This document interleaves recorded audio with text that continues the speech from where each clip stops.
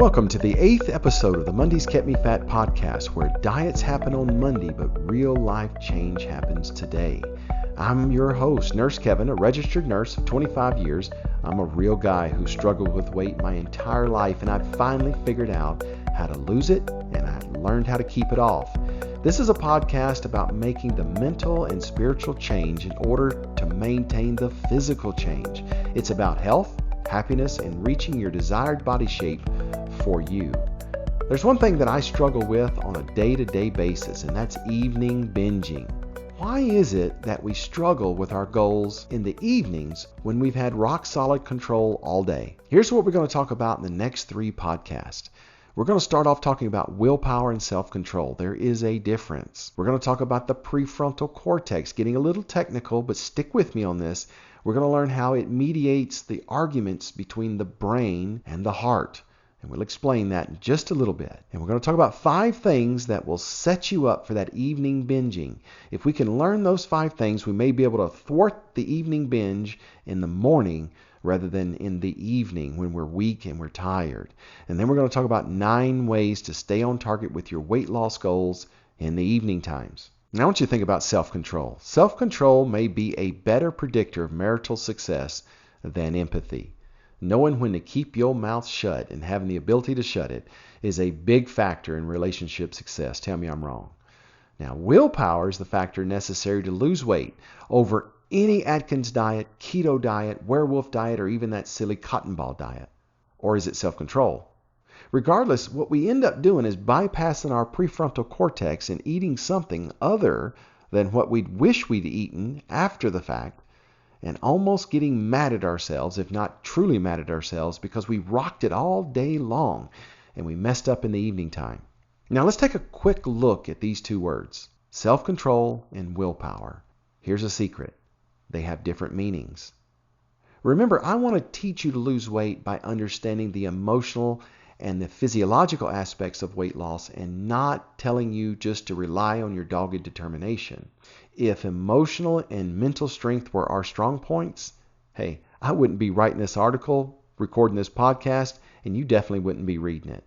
We'd both be healthy, fit, and never have uttered the phrase, I need to lose some weight. However, we have to admit that self-control and willpower do seem to fit somewhere in all of this. But we also can admit to lose weight and become healthy are not just going to happen because we understand emotional fundamentals of why we're overweight.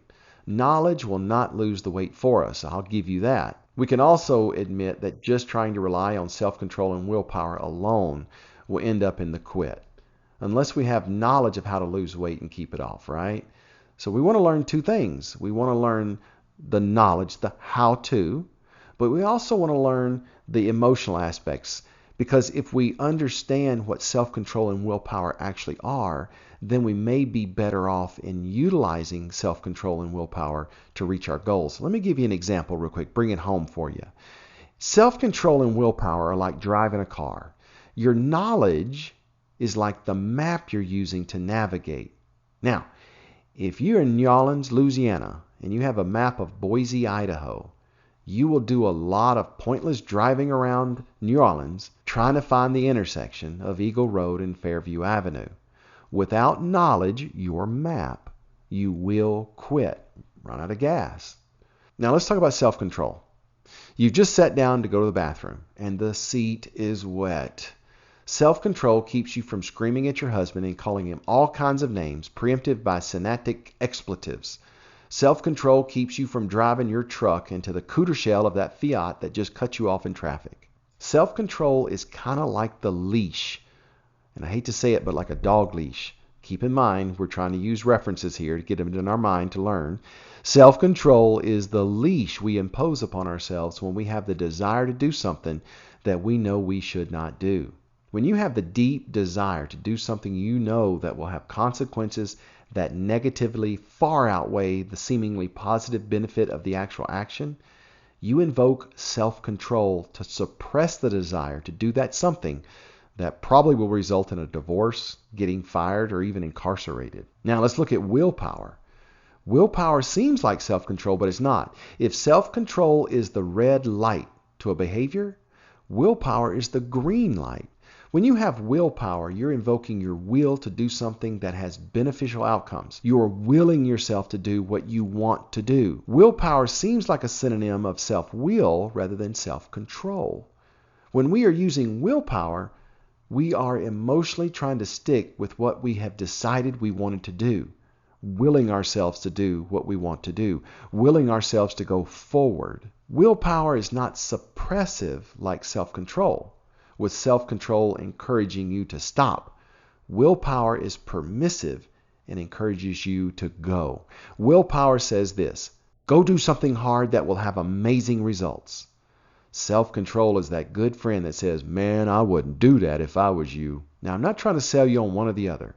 Both willpower and self-control play a huge role in your weight loss and health transformation. The problem we all have regarding self-control and willpower is this: how do we get them? You've said it 1,000 times before. If I had willpower, I could fill in the blank. And you've said if I had self-control, I wouldn't have fill in the blank. Now let me explain it a little differently. Personally, if I had $3 million, I would retire and spend all of my days traveling and photographing landscapes. I know what I would do if I had $3 million, but the hard part is this: how do I get $3 million?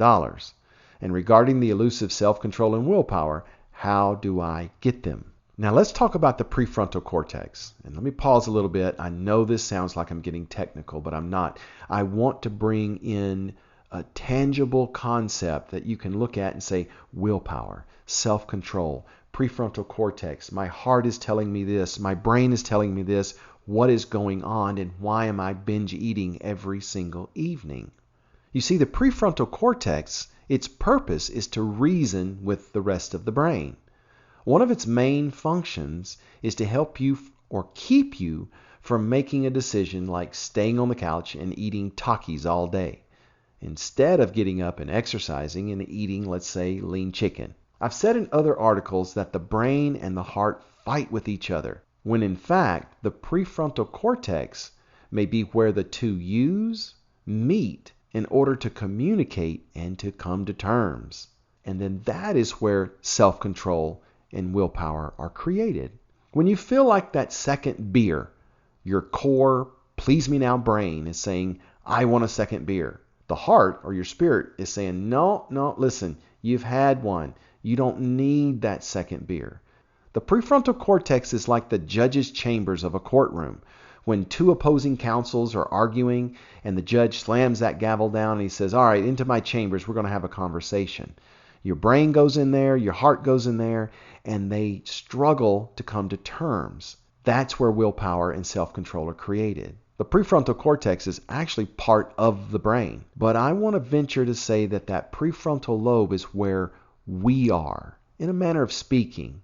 I have the concept that we have a soul, and the way we communicate with our body is through our prefrontal cortex or our frontal lobe. When the frontal lobe is damaged, we tend to not be the same person. It's almost like our brain is running the show and not so much of our heart. And I'm going to give you an example because I told you I didn't want to go too deep in the prefrontal cortex concept, but I want to give you an example of this gentleman called Phineas Gage. Now, I don't know if you've ever heard the story of Phineas Gage before. So here was this railroad worker, try to say that fast 3 times, railroad worker back in 1848. And this guy was doing some blasting with his buddies. This is actually their job.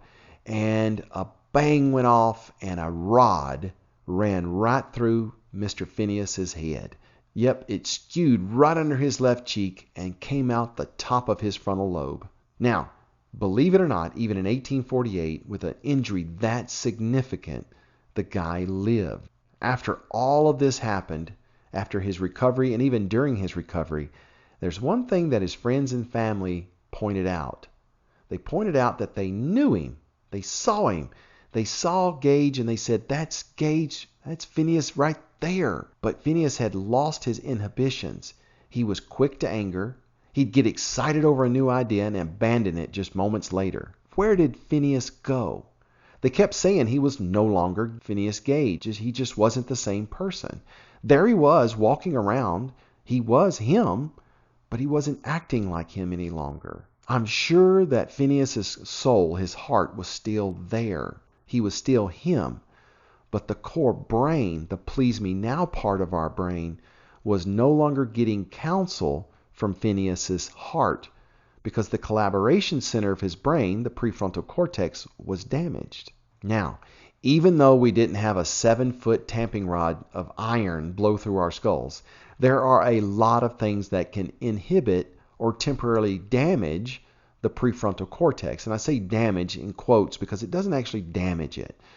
Like too much alcohol, sleep deprivation, you don't get enough sleep. After a full day's decision making and a whole array of other life stressors. And these are the reasons you're overeating and binge eating in the afternoons and the evenings. If we can just control a few things during our day, it may help us with our self-control, put on our leash with our evening snacking. We have the ability to do hard things. We also have the desire to do easy things. One is hard, the other easy. A decision needs to be made, and so goes the natural order of things. Making money, hard. Spending it, easy. Eating pizza, easy, right? Eating a lot of Brussels sprouts steamed, no butter, no salt, not as easy. I like Brussels sprouts, don't get me wrong, but I need some flavor. Tell me I'm wrong. It's almost like you have two yous, two of you in one person. Like Phineas. One says something and the other says the opposite. One of our selves is impulsive and wants immediate gratification. The other self wants to delay that gratification and preserve our long-term goals. Similar to the brain and heart battles I've been talking about.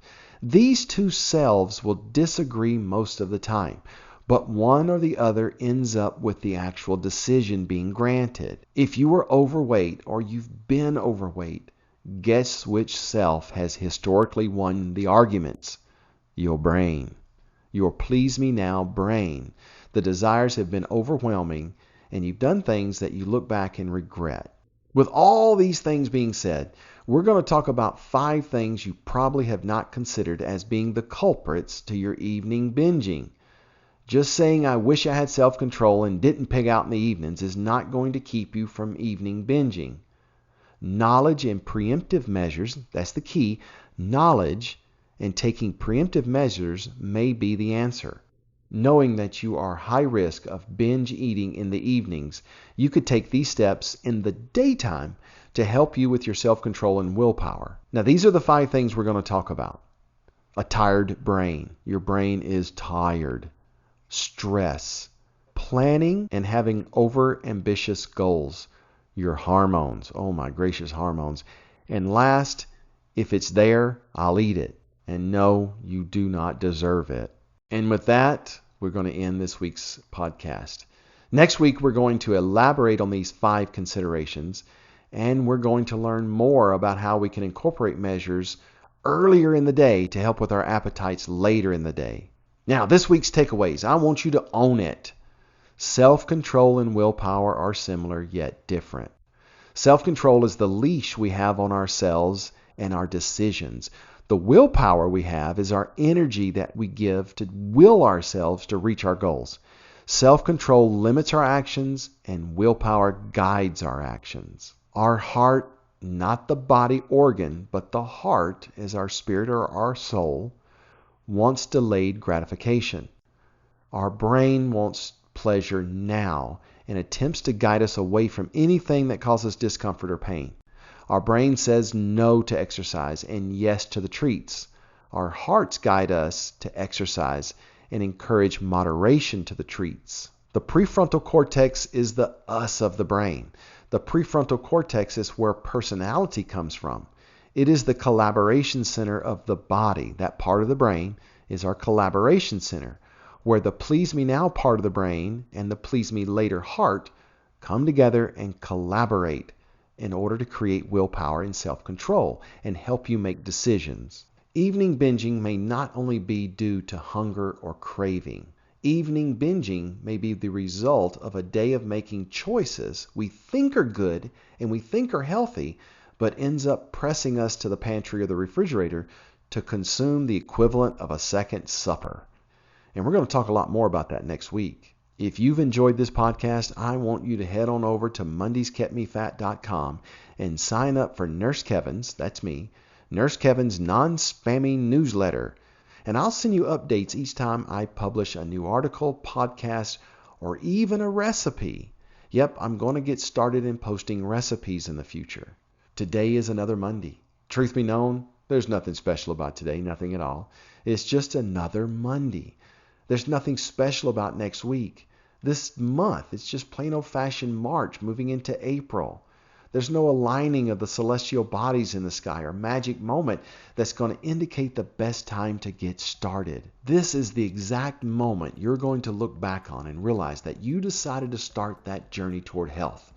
And that journey toward a version of yourself that you are going to be proud of. You are about to live life intentionally, not because it's a new month or just because it's another birthday or a Monday. Now, I can guarantee this, 30 days are going to pass, 180 days are going to pass, and even 365 days are going to pass. And you're going to be looking back on today at this moment, your present self, and have so many wonderful, nice things to say about your today self. And that's going to be in contrast to what you have to say about your past self 365 days ago. There are 3 things that you're going to do to make this happen right now. You're going to work at it. You're going to put in that effort, and you're going to have to sacrifice some things, and often somebody needs to hear you say no. Because when you say yes to some things and some people, what you're actually saying is no to yourself. Somebody's got to hear that no. And you're done telling yourself no. It's time to start telling yourself yes. All but a paradoxical yes, but yes indeed. You need to want this outcome more than you fear the pain of change, more than you dread the work and the effort that you're going to have to put into this. There's nothing special about today other than today may be the day you change your life. You've got to make today the day. Change is not found on Mondays. Change is found every day. So if you have a hiccup today, don't worry about it. Pick yourself up. Don't wait until next Monday. Waiting on Mondays kept me fat. And it'll keep you fat too. Diets happen on Mondays. Real life change happens today.